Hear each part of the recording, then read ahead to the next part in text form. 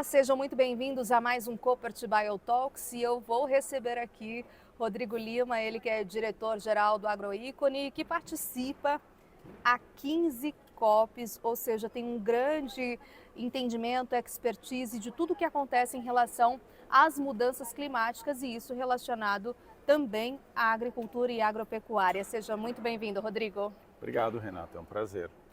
Bom, COP28, o que eu senti de bastante interessante que a gente tem acompanhado nessas discussões foi o seguinte: a agricultura, ela tomou, pelo menos aqui nos Emirados Árabes Unidos, um potencial muito interessante. O que você viu em relevância da agricultura como todo, em especial a brasileira, nas discussões? Então, acho que o primeiro aspecto que merece ser destacado é o seguinte: 2007, 2008 começou a se discutir a agricultura muito com um viés de mitigação. Quanto tem que reduzir de emissões e isso tinha uma conexão muito grande com o comércio internacional e potenciais barreiras ao comércio. Essa discussão de agricultura amadureceu muito. A gente passou, por exemplo, 2018, 19, 20, 21, 22, num processo dentro da convenção chamado Trabalho Conjunto de Coroníbia sobre Agricultura, que foi um processo de discussão sobre o que significa recuperar pastagem, dá para sequestrar carbono no solo, capturar carbono no solo com as práticas agrícolas, o que é adaptação para a agricultura, dá para reduzir metano, como é que os países abordam esses temas. E isso permitiu consolidar uma visão de que a agricultura é mitigação, sim, redução de emissões e remoção, é adaptação, sobretudo, e aí isso varia de acordo com cada sistema produtivo, com cada clima, com dificuldades, com acesso a financiamento, tecnologia, assistência. E se consolidou um conceito de que ações climáticas de agropecuária e segurança alimentar. Por quê? Porque os países vão adotar suas ações para evitar impacto do aquecimento global na agricultura. A ideia é produzir mais e não produzir menos. E estar preparado para alcançar a segurança alimentar global, evitar perdas, evitar impactos do aumento de temperatura, da seca, da mudança de precipitação, por exemplo. Então se consolidou essa visão. E a gente chega aqui em Dubai, na COP28, com a negociação do novo grupo, que agora se chama Grupo de Sharm el-Sheikh, aprovado no Egito ano passado, para definir como vamos evoluir com esse grupo de algumas formas. A primeira delas é criar um portal online de Sharm el-Sheikh, que vai ancorar as políticas e ações e projetos dos países. Hoje a gente sabe que tem 141 NDCs, as contribuições nacionalmente determinadas, que tratam de agricultura. Mas eu consigo entrar no site da convenção e saber o que 141 países vão fazer de agricultura? Não. Porque está na NDC do país, está no plano de adaptação do país, depende de onde o país colocou. Às vezes é só uma política que nem está citada em maiores detalhes na NDC. Então tem primeiro a criação desse portal, tem a definição do escopo de trabalho, que vai continuar o enfoque de ter workshop, de discutir, de trazer ciência, trazer dados para alimentar como vamos fortalecer essa ações de agropecuária em 141 países. Terceiro aspecto, exigir que o Fundo de Adaptação, o Green Climate Fund, o mecanismo, o Centro de Tecnologia, façam relatórios anuais para mostrar como eles estão apoiando a implementação dessas ações. Por quê? Porque o grande gargalo é apoio financeiro para os países implementarem essas ações. E aí tem toda a ideia de começar a conectar parte dessas ações de agricultura dos países a financiamento climático. E cooperação, e tecnologia. Então, o que dá dó, assim, na prática, é que a decisão que deve sair daqui de agropecuária vai aprovar tudo isso que eu estou dizendo para você, mas não vai botar em prática porque não vai aprovar a governança disso. Porque os países africanos exigiram muito a criação de um grupo específico para servir de governança e vai jogar essa decisão para a reunião do meio do ano na Alemanha ano que vem. Então é uma pena, porque a gente está super maduro, os países estão maduros em relação a... Tem muita gente querendo adotar ação climática de agricultura e segurança alimentar. Isso é inovação na veia, isso é tecnologia. Isso é bioinsumo, isso é máquina, isso é finanças, porque sem financiamento ninguém vai conseguir mudar e adotar. E a tão sonhada transformação que se fala, transformação ou transição da agropecuária, e agora tem sistemas alimentares ainda na jogada, Sim. ela vai depender do quê? Da capacidade de um produtor adotar uma tecnologia que ele não sabe adotar, dele ter dinheiro para comprar, dele ter assistência técnica para poder começar a usar e aprender a usar. Isso no mundo inteiro.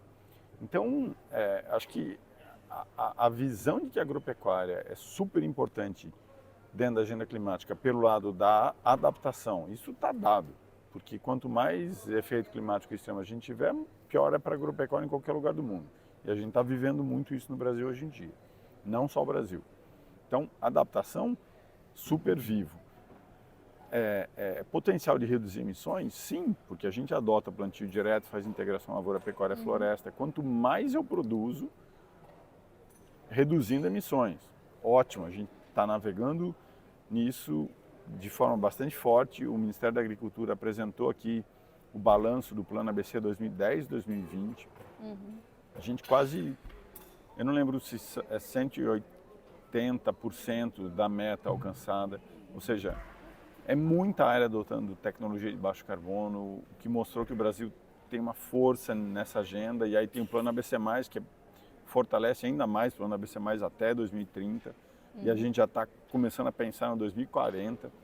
Então, acho que a agropecuária sai fortalecida da COP28 como um setor que tem que trazer soluções, e pode trazer soluções. O grande desafio para mim é como financiar e apoiar os países a fazerem essas mudanças.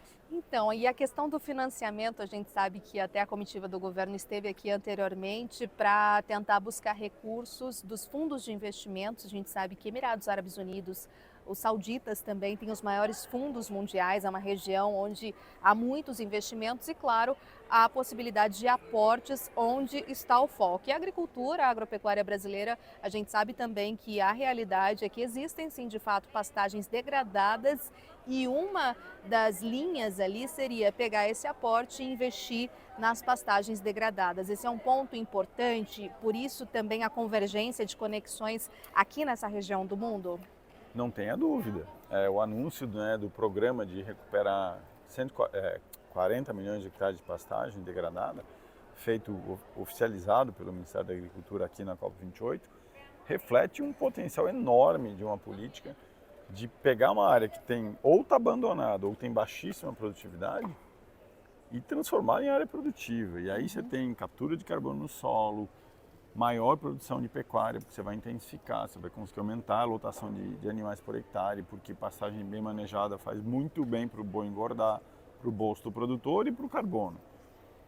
Agricultura crescendo sobre essas áreas, e aí tem toda uma discussão de poder expandir a área sem ter que desmatar, que é uma questão super importante hoje em dia.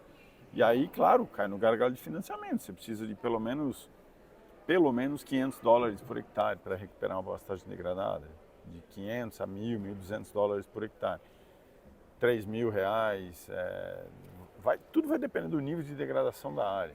Então, a grande questão é, nós temos dentro do Plano Safra linhas que financiam isso, sim, mas a gente quer dar muita escala.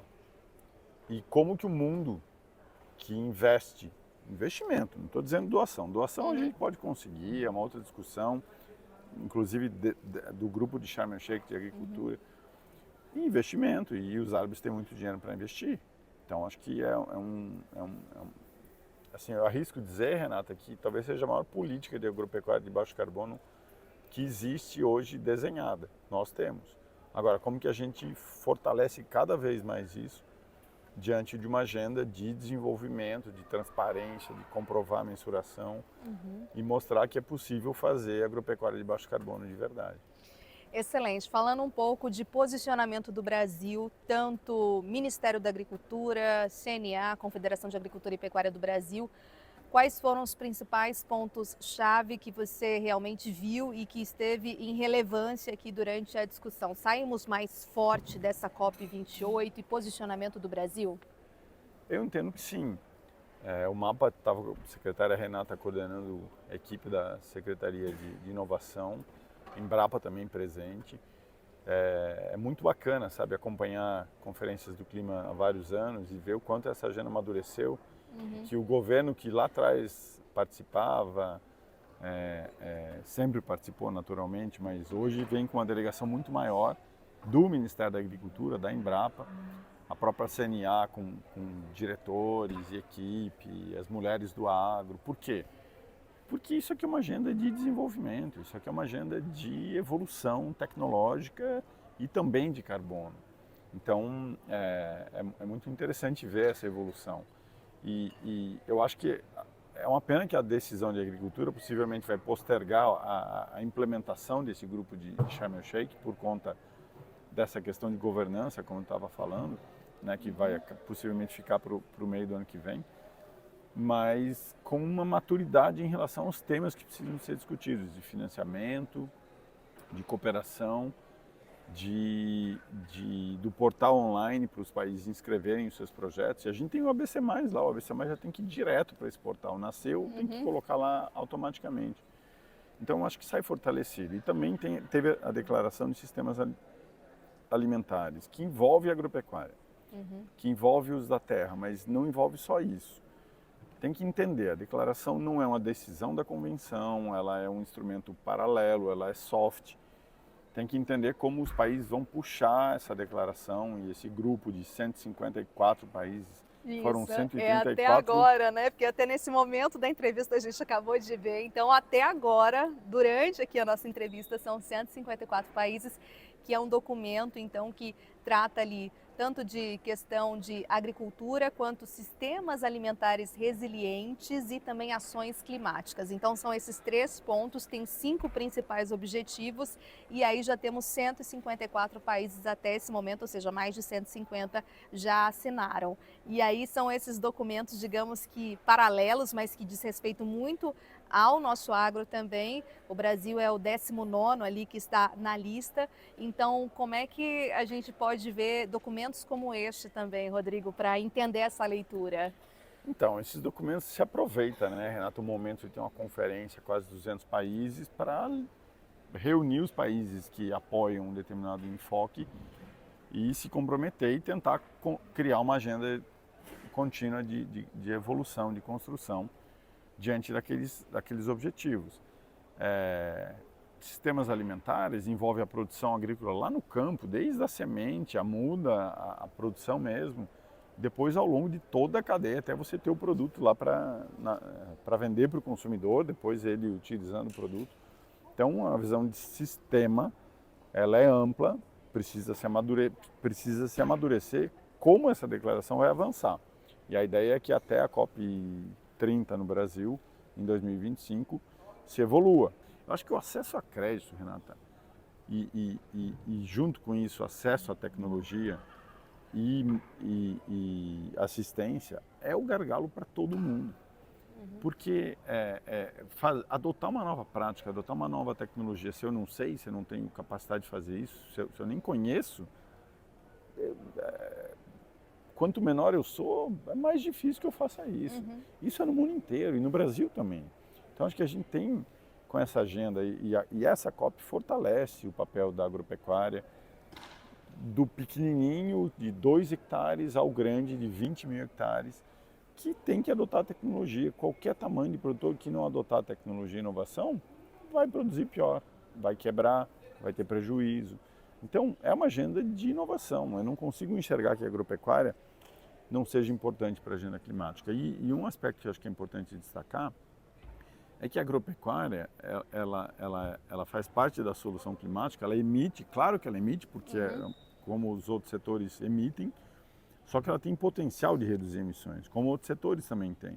Então, emitir é inerente ao processo produtivo. A questão é que dá para reduzir emissões e a gente tem que olhar a agropecuária como solução climática conectada à segurança alimentar. A gente tem que pensar no Objetivo de Desenvolvimento Sustentável 13, que é clima, junto com o 2, que é matar a fome, que é fome zero, que é acabar com fome no mundo, né? E aí depois tem toda a questão do acesso à alimentação, que depende de política pública, que depende de ter dinheiro para comprar, que é um outro desafio dentro de sistemas alimentares. Mas é importante ver, sabe, de maneira combinada a ação climática de agricultura e segurança alimentar, porque a gente tem que produzir mais e estar preparado para produzir diante dos impactos que a gente está vivendo. Que é aquele número super conhecido da ONU, dos 10 bilhões de pessoas até 2050, mas essa possibilidade de desenvolver isso de maneira bastante sustentável. E falando da sua experiência, Rodrigo, em COPs, né? Eu gosto muito porque quem tem o repertório, o expertise, consegue dividir isso melhor com a gente. Até entre duas pessoas, dois setores, é difícil chegar em pontos de convergência, porque é humanamente impossível você comparar, por exemplo, uma potência da China com uma ilha, um país do Caribe, por exemplo. Então, assim, são réguas muito distantes, mas existem sim pontos de convergência para a transformação e ação climática de fato. Nas suas experiências, como que saem esses resultados da COP e por que que muitas vezes ele acaba sendo, até com aquele sentimento de alguns países, um pouco frustrante? Não tem como não ser complexo, né? Porque são 196 partes da Convenção do Clima. Você citou China e uma ilha do Caribe. São desafios muito peculiares, são capacidades muito peculiares e um aspecto inerente a toda a agenda climática, que é uma agenda ambiental, mas é uma agenda econômica. Quem olha clima só como carbono e meio ambiente está esquecendo que o grande gargalo da implementação do Acordo de Paris chama-se dinheiro, financiamento. Uhum. Sem financiamento, a gente não movimenta toda a engrenagem gigante que é o Acordo de Paris. Uhum. Sempre vai movimentar numa velocidade de tartaruga. Que até para a gente fazer um aspas aqui, vai completar 10 anos, né, que foi em 2015, por isso essa corrida, né, uma década agora em 2025, então por isso que é aquela grande meta que são duas, ou seja, quem vai financiar tudo isso, porque os países em desenvolvimento questionam um pouco dos desenvolvidos porque de fato emitiram mais, se industrializaram, ou a questão também daquela meta de muitos especialistas do clima falam que já estamos chegando muito próximos àquele 1,5 que seria o limite para evitar muitos ainda desastres, os quais a gente já tem acompanhado. Então são dois pontos muito relevantes. Então, Exato, o financiamento, o que você tem para dividir aqui? O que eu enxergo de financiamento, e essa reunião aqui, acho que ela vai trazer uma coisa muito interessante, tá? Eu posso estar enganado, mas é o seguinte. Primeiro, a meta de 100 bilhões por ano, que os países ricos se comprometeram lá em Copenhague em 2009 e não trouxeram para a mesa ainda. Parece que teve 4 bilhões novos agora para o Fundo Verde para o Clima, 4 ou 5 bilhões, se eu não estou enganado, aqui. Então aumentou um pouco o dinheiro de financiamento climático, que é doação. Financiamento climático é doação. Então todo mundo quer dinheiro. Tá, mas não tem os 100 bilhões. Que é para ter até 2025. COP do Brasil, outro temão. Vai ter. Eu acho que não vai ter. E aí o que está acontecendo aqui? A gente já vem negociando a nova meta quantificada de financiamento, que é para aumentar os 100 bilhões. Que é ainda mais, certo? E um dos elementos da negociação da nova meta quantificada é quais são as fontes de recursos. Porque já está claro que não vai ser só doação de país rico. Então está dado. Está dado isso. E essa COP, até quinta-feira, agora que foi o intervalo da semana passada, saiu uma carta da presidência da COP dizendo que nos primeiros 7 dias de conferência foram mobilizados 83 bilhões de dólares em financiamento. Da onde? Emirados Árabes, 30 bilhões para um fundo chamado Alterra para financiar a transição energética. Você quer emprestar? Eu te empresto. Dinheiro para a saúde.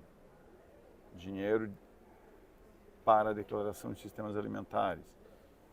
Então, é bem possível, eu tenho isso na cabeça, que eles vão anunciar ainda no final da COP que ultrapassamos os 100 bilhões de dólares ou chegamos muito perto disso, de mobilização de financiamento vindo de várias fontes, que é o futuro de financiamento climático. Então, assim, a COP de Dubai não aconteceu nada. Nada. 83 bilhões de dólares já garantido para financiar, e aí é a transição energética, é a produção de energia renovável, é a agropecuária, é sistema de alerta meteorológico, é o que você imaginar. Isso é pouco. Então, acho que, para mim, essa conferência pode ser marcada, a despeito de toda a discussão do petróleo, que é um grande tema, possivelmente tem uma decisão que comece a... Não vai determinar o fim do petróleo, mas vai determinar que você vai começar a discutir, tá? Eu entendo a sensibilidade disso, acho que tudo bem. Mas de trazer um resultado muito efetivo de mobilização de recursos financeiros de investimento climático, porque acho que uma forma de enxergar a agenda climática, que eu acho que é a forma que para mim faz mais sentido, tudo que eu vou fazer na agropecuária que permite reduzir emissões, eu faço porque o Brasil tem uma meta no Acordo de Paris. Plantio direto a gente faz por causa disso. Integração lavoura-pecuária a gente faz por causa disso. Bioinsumo a gente usa por causa disso. Não, eu vou usar porque eu preciso desenvolver, porque eu preciso produzir mais, aumentar a produtividade, reduzir perda, por várias razões econômicas. E tem um co-benefício ambiental. Então, a agenda de transição energética, a agenda de financiamento, é uma agenda de desenvolvimento da humanidade. Então, eu ainda acho que os Emirados vão conseguir marcar essa COP como uma COP que mobilizou, se não mobilizar mais de 100 bi, vai chegar perto dos 100 bi. E isso é o driver da discussão de financiamento. Não adianta a gente achar que vai ter 200 bilhões, acho que lá em Glasgow se falava, vai ser 500 bilhões a nova meta de doação. Não, a Índia vai ser 700. A gente vai ficar esperando, não vai vir, não vai cair dinheiro do céu. Agora, vai ter um dinheiro de doação para alguns países, para alguns casos, ok. E é a agenda de financiamento. E isso a gente tem que ir lá no Brasil olhar, como bancos, como setor privado, até como política pública, o que a gente rotula de sustentável para a gente financiar isso. E buscar a redução de taxa de juros, buscar captar dinheiro, como o ministro Favro estava fazendo o roadshow aqui para esse programa de recuperação de passagens, inclusive com apoio dos Emirados Árabes. Por quê? Porque isso é investimento, tem retorno. Isso é bom para o clima, é bom para a alimentação. E falando de mercado de carbono, o que você sentiu desse ponto, se você puder dividir aqui com a gente, Rodrigo, também? E os textos de mercado de carbono, artigo 6.2 e 6.4, são textos super extensos, super detalhados, porque na prática o que está se decidindo, por exemplo, o registro do artigo 6.4, que tem um registro, são dois mecanismos, né, de mercado de carbono do Acordo de Paris. Então vai ter que ter um registro internacional aqui na convenção para registrar tudo que for artigo 6.4, do que um país gerou de crédito, que o outro país comprou ou uma empresa comprou, e o registro nacional. Então tem várias regras de como organizar esses registros. Esse é um dos temas. Um ponto que também está bastante discutido aqui é a aceitação de florestas, de redução de desmatamento evitado como gerador de crédito de carbono no artigo 6.4. O Brasil é contra isso, respeitando uma posição histórica de que conservação de floresta é o Estado que recebe para manter aquela floresta dentro de projetos de redução de emissões por desmatamento e degradação, que é a sigla REDD+, que é o Estado, o Brasília recebendo dinheiro e aí o Fundo Amazônia desenvolvendo os projetos. Existe uma discussão muito grande sobre isso aqui. Não é só o Brasil que não aceita. Eu acho que, na verdade, o Brasil tem que pensar de forma mais lá na frente, em termos de longo prazo, porque a gente vai ter, com a redução de desmatamento na nossa meta, a gente vai ter que reduzir emissões na agropecuária, energia, resíduos e indústria. O uso da terra vai ser muito pouco no futuro, se desmatamento cair muito mesmo, como se espera até 2030. Eu acho que as regras do mercado de carbono, elas estão sendo trazidas, e essa COP aqui vai trazer mais detalhes dos dois mecanismos. Agora, ano que vem já está funcionando compra e venda de crédito de carbono no artigo 6º? Não. Mas daqui a 3 a 4 anos vai estar. E aí, Renata, acho que a gente tem, enquanto país, um dever de casa, que é o seguinte: o artigo 6.2, que é a transferência internacional de resultados de mitigação, que o Brasil vendo para o Japão, por exemplo, créditos gerados no setor de biogás ou de agropecuária. Se o Japão topar comprar, o Brasil pode vender. Aí o Brasil o que ele vender, ele tem que aumentar na sua meta. Então a gente tem que estar muito preparado no curto espaço de tempo, espero eu, a partir do ano que vem, para começar a sentar com esses países que têm interesse em comprar possíveis créditos do Brasil, para a gente participar desse mercado. E aí tem uma conexão com o PL do mercado de carbono lá, porque o Brasil só vai trazer para esse mecanismo o que tiver dentro do PL. E aí a gente tem que entender detalhes disso, inclusive de como a agricultura é ou não regulada para poder ser um potencial setor que gere créditos de carbono, porque se o Japão topar um crédito de carbono, comprar um crédito de carbono de uma ILPF bem feita, por que eu não vou vender para ele? Não estou dizendo que toda ILPF gera crédito de carbono. Que gerar um crédito é trabalhoso, custa, mas em alguns casos é possível. Então, o que eu estou querendo dizer é que a agenda de acordos cooperativos, do artigo 6.2 especialmente, é um tema que a gente precisa olhar com muito carinho para poder, quando esse mecanismo começar a funcionar, a gente já está gerando crédito e vendendo para países que queiram, porque isso pode auxiliar e fortalecer e fomentar projetos em diversos setores no Brasil. Perfeito. Para a gente fechando aqui, qual que eu sempre gosto, né, de pedir uma mensagem, mas também assim, o que o Brasil leva de lição de casa dessa COP28 na sua avaliação? Acho que sempre tem várias lições, né, Renata? Pensando em agropecuária, é o amadurecimento que a agropecuária teve nos últimos anos como solução climática. A despeito de críticas, pecuária. Tem gente que entende que pecuária tem que acabar.